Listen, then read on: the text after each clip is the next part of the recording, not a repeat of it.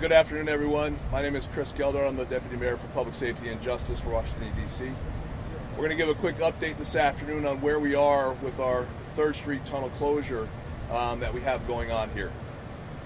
Throughout the day today, our crews from DC Water and DDOT and HCMA have been working on what we have behind us, which was a leak that we had within the tunnel that's caused some roadway issues on the southbound side. They've worked through the day, and I'm going to let DC Water go through all of the detail of where they are with the actual leak itself, but to say that we're making good progress today, and we believe that we're going to be able to get some traffic flowing, at least on one side of this, relatively soon. So I'd like to turn this over now to the CEO, David Gaddis for DC Water. Thank you very much. Again, my name is David Gaddis. I'm the CEO and General Manager of DC Water. Where we're at today, we have narrowed the focus on our leak investigation down to about a 10-foot stick of pipe. It is in a very, very difficult area in the tunnel, so we are using all caution that we can to repair that 8-inch stick of pipe. What's most important here is the safety of all of the employees, make sure that ventilation and all those sort of things are in place for all of the engineers and contractors that are working down here in the tunnel at this point in time. As I said, we will proceed with caution. We are very close to pinpointing the exact location. We're very, very close to that at this point in time, and we definitely want to confirm that and make sure we keep the integrity of the tunnel in place during this construction. As we all know, when you're doing construction, there's things that you can find. So we are trying to be very, very careful in doing what we do on a day-to-day basis. Once we confirm the location of the break, we will be in a better position to determine how long it will take to execute the repair. And we will also bring in DCRA and DDOT and agree on what that repair will be to that break. We continue to work closely again with DDOT, DCRA, fire and emergency management to repair not only the main but to repair the street as well in the tunnel. We expect to complete the activities on the northbound side of the tunnel shortly, as was just stated, and we will be able to. And yesterday, I just want to make sure. Yesterday, we talked about that there was one building at 307K that it was going to take us 8 to 10 hours to get them water back. Well, we were better than that. They had water back in service at about 7 o'clock yesterday, which was fantastic. They had air conditioning and so forth and so on. So that was the #1 thing we wanted to complete yesterday. And today it's about us focusing on the repair of the main. Thank you very much. Okay, so the key message we want to make sure,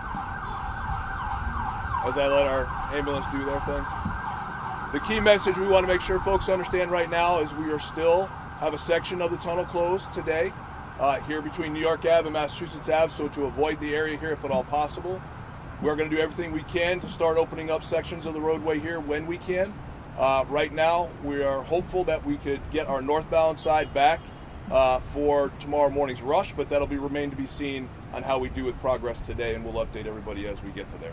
So any questions? At this point, how long are we talking for the southbound lanes? Are we talking days longer, or do we know? So one of the things that we have to do, not only secure the leak and make sure that we stop the water that we have, but then we have a whole roadway assessment that's been done. And the repairs that are going to need to be done to the roadbed and the roadway on this side may take us several days to get that into place. We need to make sure that it's safe for people to drive on, and to do that we have to have a good roadway. So we're going to determine that as we get through, but right now we do know that we're going to have to do some significant work to the roadway once we get the water leak fixed. And what work had to be done on the northbound side? Was it damage just less so, or what was the problem on the northbound So side? as you can see behind us here, we're at different elevations and different planes.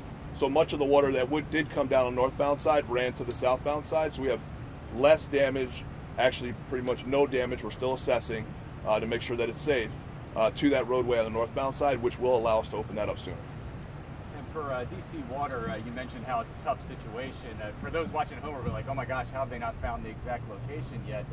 If you could just tell us what is so tricky about getting to where this leak is actually happening. So a normal break is just right below our feet. And you can usually see the water coming up and those sort of things in a normal break. This break is behind an auxiliary wall in the tunnel. So the tunnel has, you know, the lanes, and then it has an auxiliary wall behind it, and it's tucked in behind that.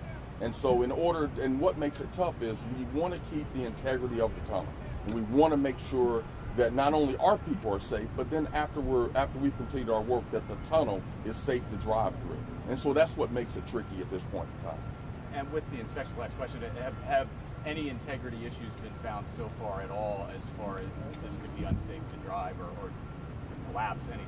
As far as the tunnel is concerned, all of the ones we've done so far have not found any structural integrity issues with the tunnel. Our roadway is a different story. Of course, underneath the roadway, you have concrete and all of that. We need to make sure that that's all where it needs to be. So we're continuing to do that assessment. And it does look like we're going to need to replace some of that concrete and all, and you know that takes time to cure. So that's longer than just putting pavement down. So those are some of the things we're looking at right now. With the media being held back this far, is there any chance that you guys can supply us some photographs 3 or 4 just so we can see the work in progress? We can take a look at that. That would be great. Yep. Yes, ma'am. Mr. Rogers has a question for you. Mr. Rogers. Yes, my community is getting affected by this the most. What is y'all going to do in the near future to keep this from happening again? So, you know, we have, as the mayor mentioned yesterday, Mayor Bowser mentioned, we have an aging infrastructure. You know, we have many folks working right now at Congress to look at how do we improve our infrastructure, and we're looking forward to taking part in those projects. So, Deputy Mayor, I have a question. Yes, so, ma'am. Where was it, because we are familiar with the Capitol Crossing project, right? The new part versus the old. Where was any of this part of the new infrastructure with the Capitol Crossing project? So we're still trying to determine, as we are looking for the leak in the pipe, exactly where and how all this came to be. So that investigation is ongoing. So could it be part of the new, because that we lived for years here with the construction and everything was new. So are you saying potentially that could have been part of the new construction where this is? We don't believe it's any of the infrastructure of the new construction, but we are looking into everything to make sure that we're crossing all our T's and dotting all our I's and making sure we know exactly what's going on. Okay, thank you, everybody. Thank you.